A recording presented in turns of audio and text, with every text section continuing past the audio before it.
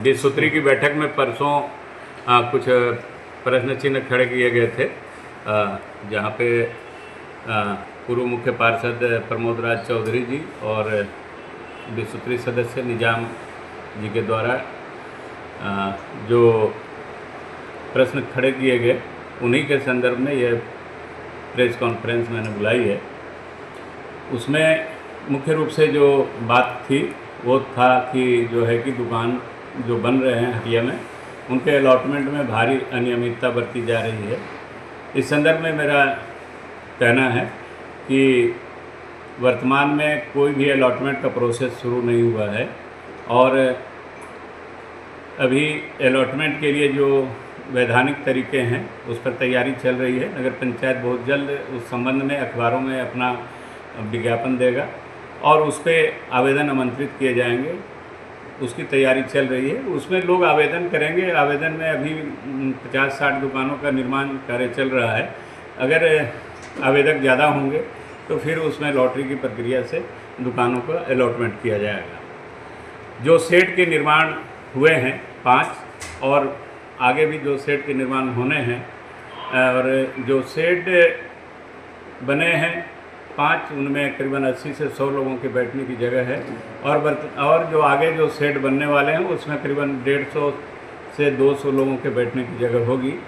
अगर प्रक्रिया संपन्न हुई तो लोगों को अब शेड के लिए कोई राशि उन दुकानदारों से लिया जाएगा कि नहीं, इस पर अभी पूर्णतः विचार नहीं हुआ है, क्योंकि चूँकि आंतरिक की राशि से उनका निर्माण हो रहा है और हमारे पास आंतरिक की राशि सीमित है।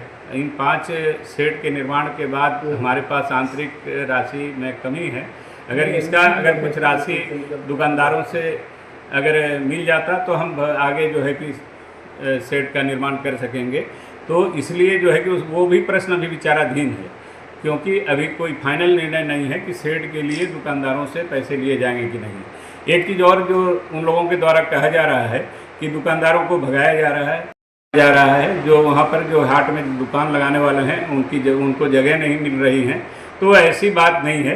ये हाट को सुव्यवस्थित करने से अधिक लोगों को बैठने की जगह इसमें मिलेगी। जितने लोग बैठ रहे हैं उससे ज़्यादा लोग बैठ पाएंगे। आप सभी लोग ठाकुरगंज वासी हैं और आप लोगों ने हाट को देखा होगा। उसमें 25% से 30% भूमि जो है कूड़े के ढेर में तब्दील था और लोग मलमूत्र त्यागा करते थे।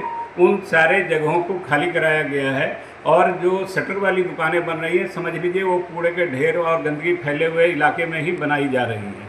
जो इन जगहों पे दुकानदार जो सब्जियां या जो है कि और किराने की दुकान या चप्पल जूते की दुकान, कपड़े की दुकान जो कर रहे थे, डेली लगाते थे, डेली उठाते थे, उन सारी जगहों पे शेड बन रहा है और शेड भी व्यवस्थित बन रहा है। शेड के बाद जो है कि उसमें जो है कि जितनी गलियां हैं उनको जो है उनका पक्कीकरण होना है, नाले बनने हैं, ताकि जो है कि दुकानदारों को बारिश और पानी जो है कि धूप के दिनों में दिक्कतों का सामना नहीं करना पड़े और बारिश में जो है कि उसका जो है कि जल निकास सुव्यवस्थित तरीके से हो जाए। तो गुमराह कुछ लोग करने की कोशिश कर रहे हैं, कुछ लोग चाह रहे हैं कि जो है कि ये काम में बाधा पड़े और काम रुक जाए। तो मैं ठाकुरगंज के नागरिकों से, उन दुकानदार भाइयों से आग्रह करना चाहता हूं कि आप भरोसा और विश्वास रखें।